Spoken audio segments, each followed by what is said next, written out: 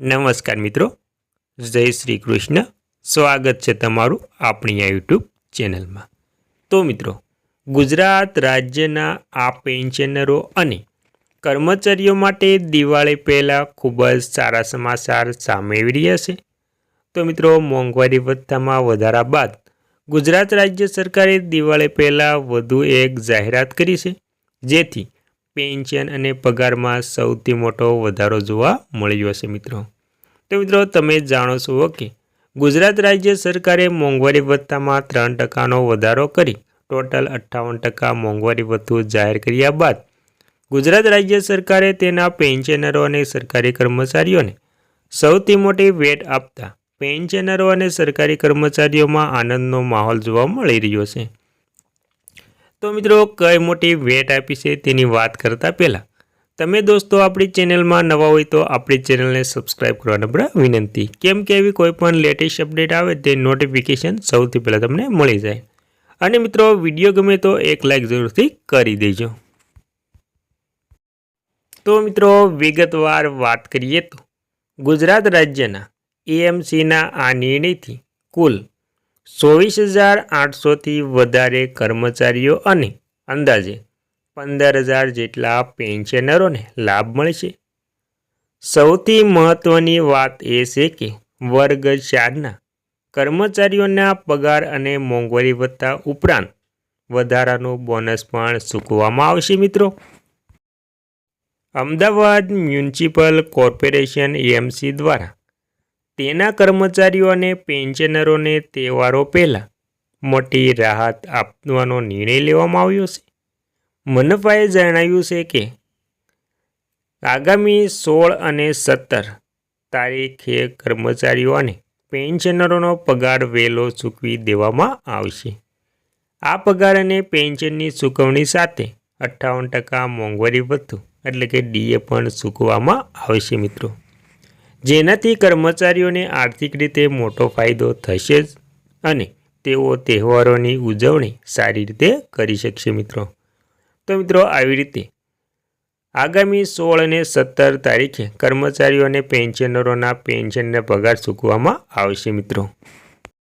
તો મિત્રો, એએમસીના આ નિર્ણયથી કુલ 24,800થી વધારે કર્મચારીઓ અને અંદાજે 15,000 જેટલા પેન્શનરોને લાભ મળશે. સૌથી મહત્વની વાત એ છે કે વર્ગ 4ના કર્મચારીઓને પગાર અને મોંઘવારી ભથ્થા ઉપરાંત વધારાનું બોનસ પણ ચૂકવવામાં આવશે, જે તેમને તહેવારોની ખરીદમાં મદદ થશે અને મનપાનો આ નિર્ણય કર્મચારીઓના ઉત્સાહમાં વધારો કરશે મિત્રો. ત્યારબાદ મિત્રો, વાત કરીશું કે તેજોરી પર 155 કરોડનો બોજો. તો મિત્રો, કર્મચારીના હિતમાં આ નિર્ણયને કારણે અમદાવાદ મનપાની તેજોરી પર મોટો બોજ પડશે. પગાર, પેન્શન, બોનસ અને મોંઘવારી ભથ્થાની એકસાથે ચૂકવણીના કારણે મનપા પર અંદાજે 155 કરોડ રૂપિયાનો વધારાનો આર્થિક બોજો પડશે મિત્રો. જો કે તહેવારો પહેલાં કર્મચારીઓને આ આર્થિક મદદ પૂરી પાડવાનો મનપાનો નિર્ણય આવકારદાયક છે મિત્રો. અને મિત્રો, હવે 8મું પગાર પંચ પણ લાગુ થવાનું છે, તેથી પગાર પંચ વિશે પણ વાત કરીએ તો મિત્રો, 8મા પગાર પંચની ભલામણો 1 જાન્યુઆરી 2026થી લાગુ કરવામાં આવશે, પરંતુ કમિશનના ચેરમેન અને સભ્યોની નિમણૂક હજુ સુધી કરવામાં આવી નથી. પરિણામે કર્મચારી સંગઠનો ચિંતિત છે કે ફક્ત 73 દિવસ બાકી જ છે. અને મિત્રો, 8મા પગાર પંચના મોટા સમાચાર. લાખો કેન્દ્ર સરકારના કર્મચારીઓ 8મા પગાર પંચની રચનાની આતુરતાથી રાહ જોઈ રહ્યા છે, પરંતુ હવે તેના પર શંકાઓ પણ વધી રહી છે. કેન્દ્ર સરકારે અગાઉ કહ્યું હતું કે 8મા પગાર પંચની ભલામણો 1 જાન્યુઆરી 2026થી લાગુ કરવામાં આવશે, પરંતુ અત્યાર સુધી કમિશનના અધ્યક્ષ અને સભ્યોની નિમણૂક પણ કરવામાં આવી નથી. આવી સ્થિતિમાં કર્મચારી સંગઠનો ચિંતિત વધી રહી છે કે હવે જ્યારે ફક્ત 70 દિવસ બાકી છે, ત્યારે કમિશનની રચના પણ કરવામાં આવી નથી. ત્યારબાદ મિત્રો, વાત કરીશું કે સરકારની નવી યોજના શું છે. તો મિત્રો ભૂતપૂર્વ નાણાં સચિવ સુભાષચંદ્ર ગર્ગના તાજેતરના નિવેદનથી આ ચર્ચા વધુ ગરમાઈ રહી છે. તેમણે સૂચન કર્યું હતું કે આ વખતે કમિશન બનાવવાને બદલે સરકારી કર્મચારીઓ માટે સીધા પગાર વધારાની જાહેરાત કરી શકાય છે.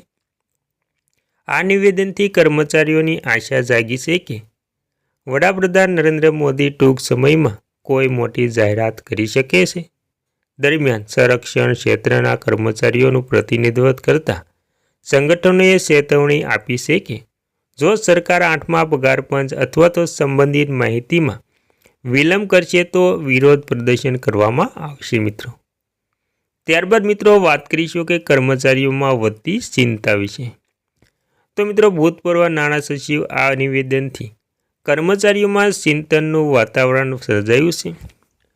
એટલે મિત્રો આ ચિંતાનું વાતાવરણ એ છે કે 8મા પગાર પંચની રચના પહેલાંથી જ વિલંબિત થઈ રહી છે અને હવે એવી પણ ચર્ચા છે કે આ સમયે કમિશનની રચના બિલકુલ નહીં થાય.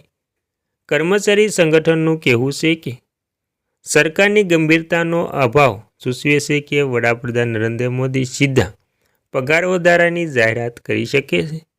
જો કમિશનની રચના નહીં થાય તો જાહેરાત ડિસેમ્બર છેલ્લા અઠવાડિયામાં અથવા તો જાન્યુઆરીથી શરૂઆત થઈ શકે છે મિત્રો. અને મિત્રો હવે અંતમાં જાણી લેવું છે કે શું 8મો પગાર પંચ 1 જાન્યુઆરીથી લાગુ થશે? તો મિત્રો સંરક્ષણ ક્ષેત્રના કર્મચારીઓનું પ્રતિનિધિત્વ કરતા ઓલ ઇન્ડિયન ડિફેન્સ એમ્પ્લોય ફેડરેશનના જનરલ સેક્રેટરી શ્રી કુમારે જણાવ્યું હતું કે પીએમ મોદી સીધા પગાર વધારાની જાહેરાત કરે તેવી શક્યતા ખૂબ જ ઓછી છે. તેમનું માનવું છે કે સરકાર કેબિનેટના નિર્ણયને આધારે 8મા પગાર પંચની રચના કરશે. જોકે થોડા વિલંબ શક્ય છે અને સરકારે આ વિલંબ માટે બાકી રકમ ચૂકવવી પડી શકે. તેવી જ રીતે સેન્ટ્રલ એમ્પ્લોય એન્ડ વર્કર્સ યુનિયનના જનરલ સેક્રેટરી એસબી યાદવને જણાવ્યું હતું કે સરકાર કમિશનની રચના બિનજરૂરી રીતે વિલંબ કરી રહી છે. હવે ફક્ત 70 દિવસ બાકી હોવાથી કર્મચારીઓની ચિંતાઓ સંપૂર્ણ વ્યાજબી છે. હાલમાં 8મા પગાર પંચ અંગેની પરિસ્થિતિ સ્પષ્ટ છે.